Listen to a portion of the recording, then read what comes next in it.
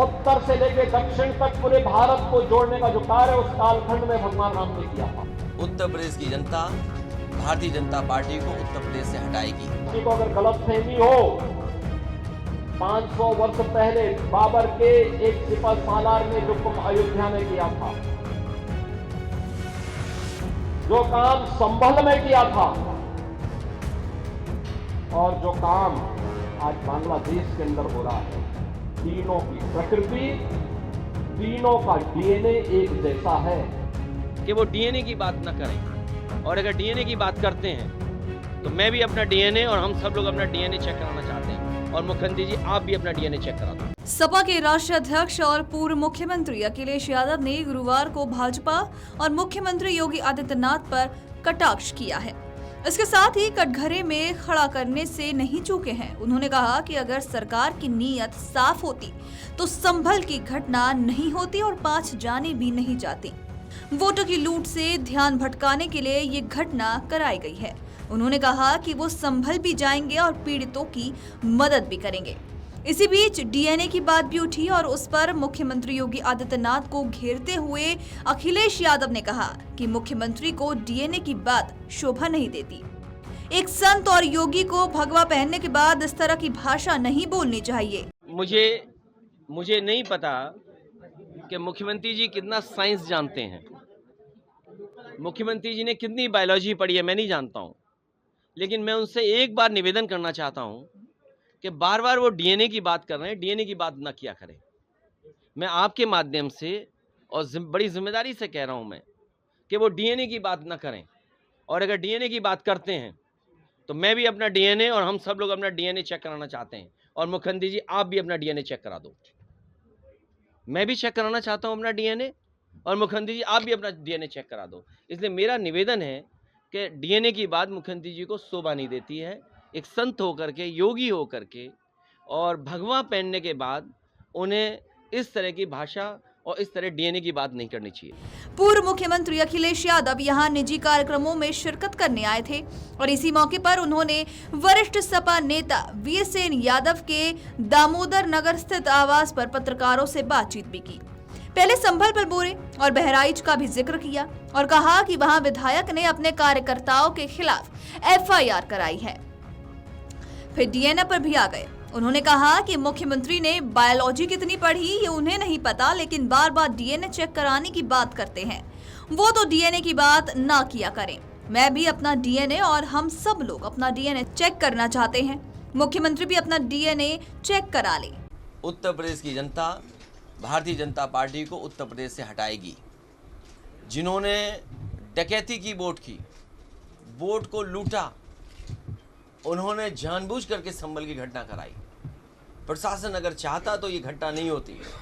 सरकार की नीयत साफ होती तो ये घटना नहीं होती, 5 जाने न जाती। और उत्तर प्रदेश में कोई पहली बार जान नहीं गई हैं।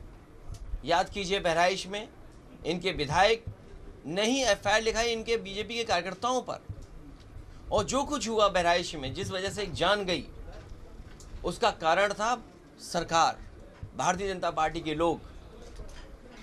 और जो घटना संभल में हुई है वो भी प्रशासन की देन है। पहले सर्वे हुआ, एक भी मुस्लिम या जो भी वहाँ पर मस्जिद के जिम्मेदार लोग थे या वकील थे, उन्होंने कहीं भी रुकावट पैदा नहीं की। सर्वे करा दिया, जानबूझ करके दोबारा सर्वे कराया उन्होंने। और जब दोबारा सर्वे कराने गए हैं तो नारे लगाते हुए गए हैं। ये नारे लगाने वाले कौन से सर्वे टीम के लोग थे? क्या ये भारतीय जनता पार्टी के लोग नहीं थे? ये जानबूझ करके इसलिए हो रहा है क्योंकि ये वोट की चोरी से बचना चाहते हैं। उत्तर प्रदेश की जनता भारतीय जनता पार्टी को उत्तर प्रदेश से हटाएगी। जिन्होंने डकैती की वोट की, वोट को लूटा। आपको बता दें कि प्रशासन चाहता तो संभल में घटना ना होती, ऐसा अखिलेश यादव ने अपने बयान में कहा। उन्होंने कहा कि दूसरी बार सर्वे में लोग नारे लगाते हुए आए थे। पहले सर्वे का किसी मुस्लिम ने रुकावट नहीं डाली। संभल में पाकिस्तानी कारतूस मिलने की बात पर बोले कि क्या कार पलटी थी? पलटाई गई थी, इसी से समझ लें। उन्होंने कहा कि जब उत्तर प्रदेश में विधानसभा चुनाव होना होगा तो जनता सत्ता से बाहर करेगी। सरकार की कोई योजना नहीं चल पा रही है। लखनऊ से कानपुर आते वक्त सड़कों पर गड्ढे ही गड्ढे देखे। भाजपा अपने लोगों को मुनाफा कमवाती है।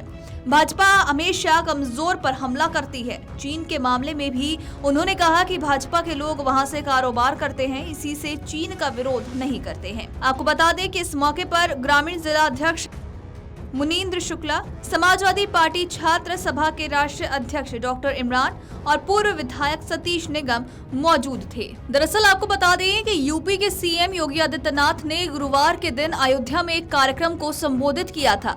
राम कथा पार्क में रामायण मेले के उद्घाटन पर उन्होंने कहा कि 500 साल पहले बाबर के आदमी ने अयोध्या कुंभ में क्या किया था, संभल में भी वही हुआ और बांग्लादेश में वही हो रहा है। उनका कहना था कि इन तीनों का स्वभाव और डीएनए एक ही है। गलतफहमी में मत रहना। अगर कोई ये मानता है कि वो बांग्लादेश में हो रहा है, तो यहां भी बांटने वाले तत्व उनके लिए बेट बन करके खड़े हो रखे हैं, पहले से खड़े हैं। वे समाज के सामाजिक ताने बाने को छिन्न भिन्न कर रहे हैं, सामाजिक एकता को तोड़ करके, आपको बांट करके फिर काटने का और कटवाने का पूरा इंतजाम भी कर रहे हैं। ये बांटने वाले लोग, बहुत सारे लोग तो ऐसे हैं जिन्होंने दुनिया के तमाम देशों में प्रॉपर्टी खरीद करके रखी हुई है। यहां संकट आएगा वहां भाग जाएंगे, मरने वाले मरते रहेंगे, यही करेंगे लोग। और इसीलिए आप सबसे मैं कहने के लिए आया हूं, हमने अगर प्रभु को अपना आराध्य माना है, उनके प्रति समर्पण का भाव है, ये तब तक अधूरी है जब तक हम उनके उच्च आदर्शों से कुछ प्रेरणा प्राप्त करके अपने जीवन को उसके रूप में ढाल दें और उसके रूप तैयार करना अपने आप को। उन्होंने आगे कहा कि 500 साल बाद प्रभु राम मंदिर में विराजमान है। आयोजन अयोध्या में था, लेकिन उत्सव पूरे विश्व में। दुनिया की हर समस्या का समाधान अयोध्या है। ये राग द्वेष से मुक्त है। जब तक आस्था है तब तक भारत का बाल बाका नहीं होगा। उन्होंने कहा कि आस्था रहेगी तो भारत बना रहेगा। जो राम का नहीं वो हमारे किसी काम का नहीं। आज समाजवादी परिवारवाद हो गए हैं। वीडियो डेस्क अमरउजाला.com। अगर आप ये वीडियो YouTube पर देख रहे हैं तो हमारे चैनल को सब्सक्राइब कर बेल आइकन दबाएं और Facebook पर देख रहे हैं तो हमारे पेज को लाइक करें। 8 मिलियन प्लस सब्सक्राइबर, आपके इस भरोसे के लिए बहुत धन्यवाद।